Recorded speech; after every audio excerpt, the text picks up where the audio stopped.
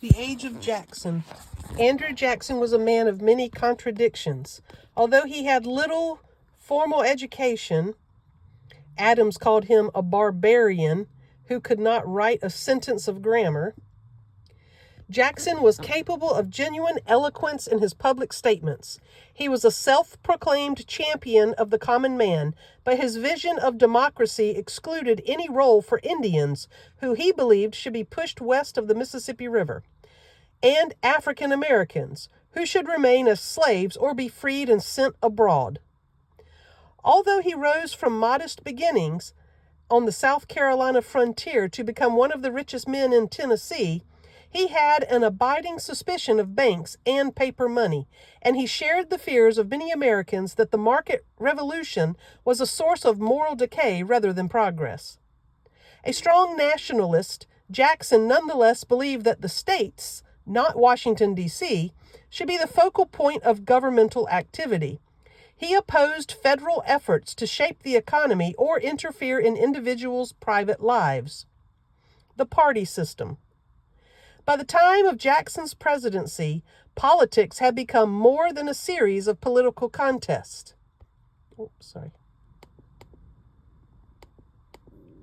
It was a spectacle, a form of mass entertainment, a part of Americans' daily lives.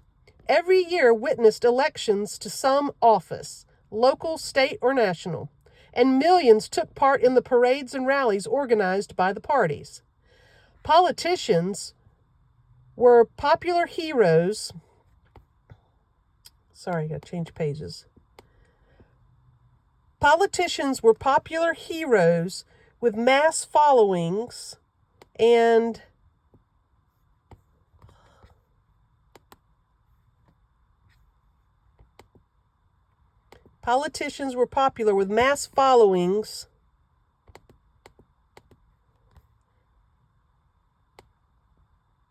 and popular nicknames.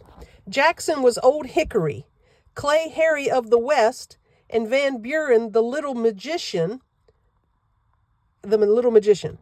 Thousands of Americans willingly attended lengthy political orations and debates. An audience of 100,000 was said to have gathered on a Massachusetts hillside to hear a speech by the great Whig orator Daniel Webster. Politics, one newspaper editor remarked, seems to enter into everything. Indeed, party machines, headed by professional politicians, reached into every neighborhood, especially in cities. They provided benefits like jobs to constituents and ensured that voters went to the polls on Election Day. Party functionaries were rewarded with political offices. Government posts, Jackson declared, should be open to the people, not reserved for a privileged class of permanent bureaucrats. He introduced the principle of rotation in office, called the spoils system by opponents, into national government, making loyalty to the party the main qualification for jobs like postmaster and customs official. Large national conventions where state leaders gathered to hammer out a platform now chose national candidates. Newspapers played a greater and greater role in politics.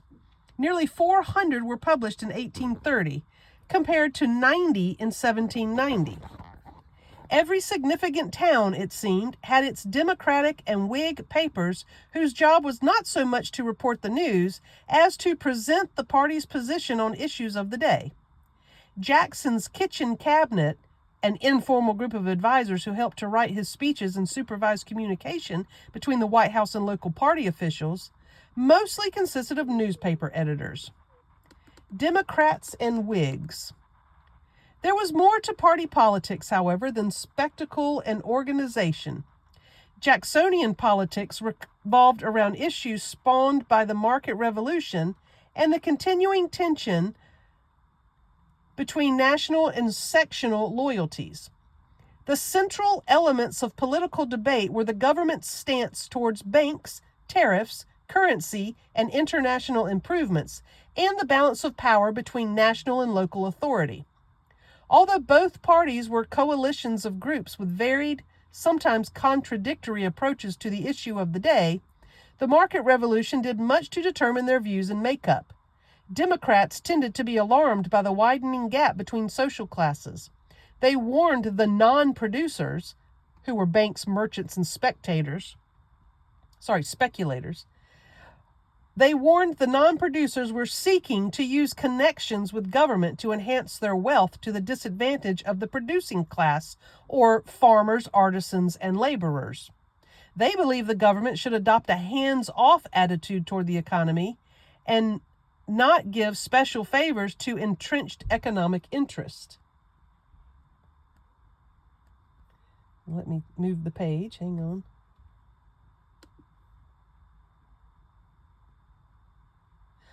All bank charters, all acts of incorporation, declared a Democratic newspaper, are calculated to enhance the power of wealth, produce inequalities among the people, and to subvert liberty. If the national government removed itself from the economy, ordinary Americans could test their abilities. Damn it.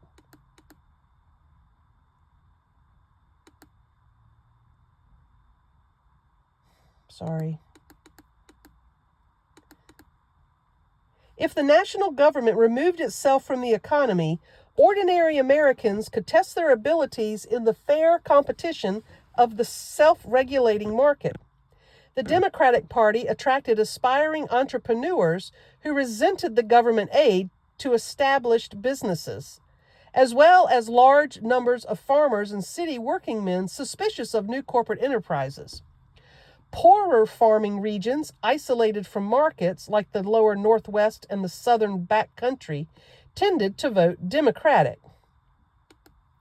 Whigs united behind the American system, believing that via a protective tariff, a national bank, and aid to internal improvements, the federal government could guide economic development. They were strongest in the Northeast, the most rapid modernizing region of the country. Most established businessmen and bankers supported their program of government-promoted economic growth, as did farmers in regions near rivers, canals, and the Great Lakes, who benefited from economic change or hoped to do so. The counties of upstate New York along the Erie Canal, for example, became a Whig stronghold, while more isolated rural communities tended to vote Democratic. Many slaveholders supported the Democrats, believing states' rights to be slavery's first line of defense. But like well-to-do merchants and industrialists in the North, the largest Southern planters generally voted Whig. Public and private freedom. The party battles of the Jacksonian era reflected the clash between public and private definitions of American freedom and their relationship to governmental power, a persistent tension in the nation's history. For Democrats, liberty was a private entitlement best secured by local governments and endangered by powerful national authority. The limitation of power in every branch of our government, wrote Democratic newspaper in 1842, is the only safeguard of liberty. A splendid government was always built upon the ruins of popular rights. Under Jackson, even as democracy expanded, the power of the national government waned. Weak national authority in the Democratic view was essential to both private freedom and the state's rights. The freedom of the individual in the social union and the freedom of the state in the federative union. Ralph Waldo Emerson called antebellum Americans fanatics in freedom, whose obsession expressed itself in hatred of tolls, taxes, turnpikes, banks, hierarchies, governors, yea, almost laws. Democrats regularly condemned faraway federal government as the greatest danger to liberty. In America, and identified government-granted privilege as the root cause of social inequality. During Jackson's presidency, Democrats reduced expenditures, lowered the tariff, killed the national bank, and refused pleas of federal aid to internal improvements. By 1835, Jackson even managed to pay off the national debt. As a result, states replaced the federal government as the country's main economic actors, planning systems of canals and roads and chartering banks and other corporations. Politics and morality. Democrats, moreover, considered individual morality a private matter, not a public concern. They opposed attempts to impose a unified moral vision on society, such as temperance legislation, which restricted or outlawed the production and sale of liquor, and laws prohibiting various kinds of entertainment on Sundays. As noted in Chapter 9, Catholic Irish and German immigrants who began arriving in significant numbers in the 1830s flocked to the Democratic Party. One reason was that they did not wish to have Protestant moral standards enforced by the government. In this country, declared the New York Journal of Commerce in 1848, liberty is understood to be the absence of government from private affairs. The test of public policies was not whether they enhanced the common good, but the extent to which they allowed scope for free agency. That is, for individuals to make decisions, pursue their interests, and cultivate their unique talents without outside interference. Whigs, for their part, insisted that liberty and power reinforced each other. An activist national government could enhance the realm of freedom. Liberty, Whigs believed, required a prosperous and moral America. The government should create the conditions for balanced and regulated economic development, thereby promoting a prosperity in which all classes and regions would share. Like the Federalists before them, wealthy Whigs tended to view society as a hierarchy of social classes, in contrast to the disorderly world of unrestrained individual competition embraced by many Democrats. But unlike most Federalists, they insisted that the United States class status was not fixed, since any individual could achieve upward mobility. Whigs, moreover, rejected the premise that the government must not interfere in private life. To function as free, that is, self-directed and self-disciplined, moral agents, individuals required certain character traits which government could help to instill. The role of government, declared one New York Whig, was not simply to stand aside, but actively to promote the welfare of the people. Many evangelical Protestants supported the Whigs, convinced that via public education, the building of schools and asylums, temperance legislation, and the like, democratic governments could inculcate the principles of morality. And then the reading gets cut off, and picks back up with something morals by banning prostitution and the consumption of alcohol and regulating other kinds of personal behavior. She had the bottom of the page cut off. South Carolina and nullification. Andrew Jackson, it has been said, left office with many principles than he came in with.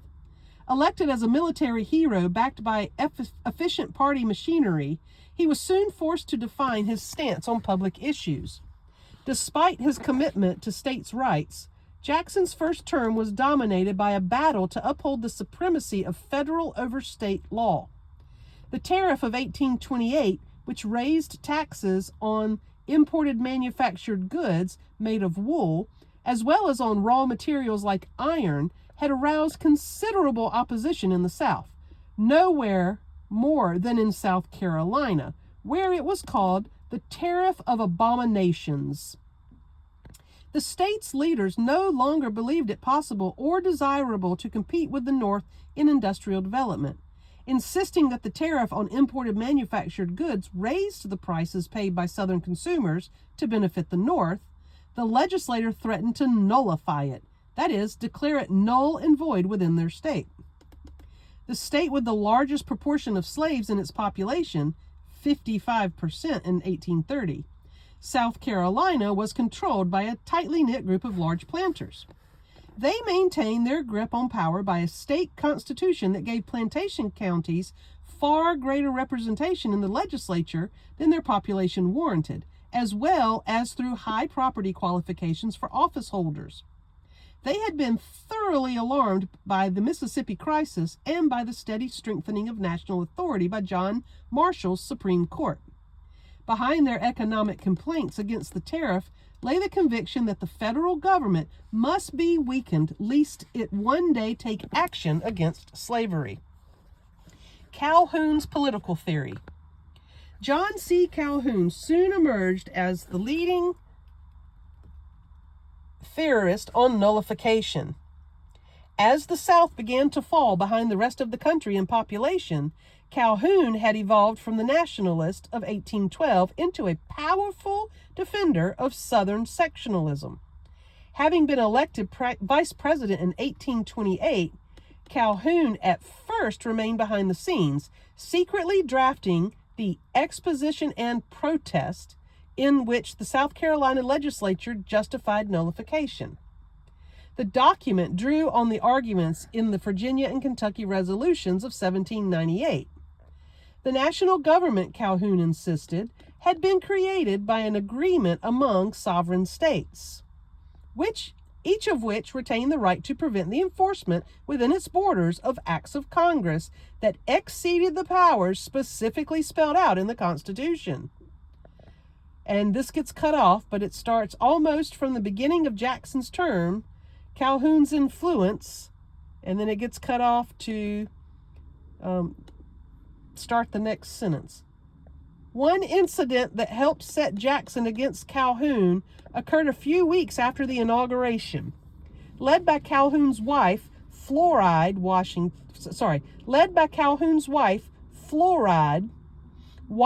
society women ostracized Peggy Eaton, the wife of Jackson's Secretary of War, because she was the daughter of a Washington tavern keeper and allegedly a woman of easy virtue. Van Buren, a widower, stood by her, as did Jackson, who identified criticism of Peggy Eaton with the abuse his own wife had suffered during the campaign of 1828. Far weightier matters soon divided Jackson and Calhoun. Debate over nullification raged in Washington.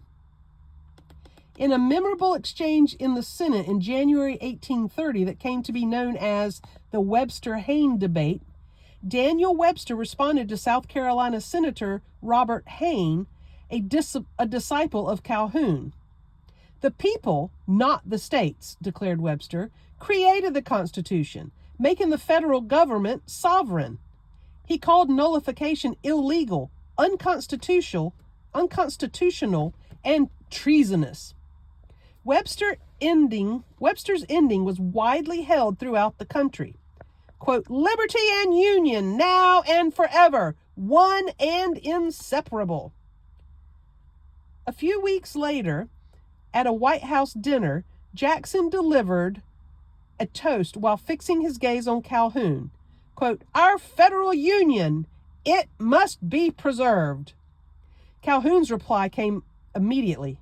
"The union, next to our liberty most dear."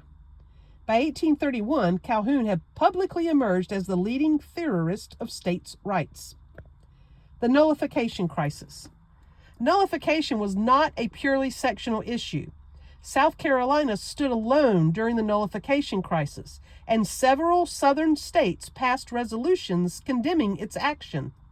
Nonetheless, the elaboration of the compact theory of the Constitution gave the South a well-developed political philosophy to which it would turn when sectional conflict became more intense. Calhoun denied that nullification was a step toward disunion. On the contrary, the only way to ensure the stability of a large, diverse nation was for each state to be assured that national actions would never trample on the rights or vital interests. According to Calhoun's theory of the concurrent majority, each majority interest, including, and then it gets cut off, It picks back up with, to Jackson, however, nullification amounted to nothing less than disunion. He dismissed Calhoun's constitutional arguments out of hand. "Can anyone in common sense believe the absurdity that a faction of any state or a state has a right to secede and destroy this union and the liberty of the country with it? The issue came to a head in 1832 when a new tariff was enacted. Despite a reduction in rates, South Carolina declared the tax on imported goods null and void in the state after the following February. In response, Jackson persuaded Congress to pass a force act authorizing him to use the Army and Navy to collect customs duties. To avert a confrontation, Henry Clay, with Calhoun's assistance, engineered the passage of a new tariff in 1833, further reducing duties. South Carolina then rescinded the Ordinance of Nullification, although it proceeded to nullify the Force Act. Calhoun abandoned the Democratic Party for the Whigs, where, with Clay and Webster, he became part of a formidable trio of political leaders. Even though the three agreed on virtually nothing except hostility towards Jackson. It is perhaps ironic that Andrew Jackson, a firm believer in states' rights and limited government, did more than any other individual to give an emotional aura to the idea of union and to offer an example of willingness to go to war, if necessary, to preserve what he considered the national government's legitimate powers. The end.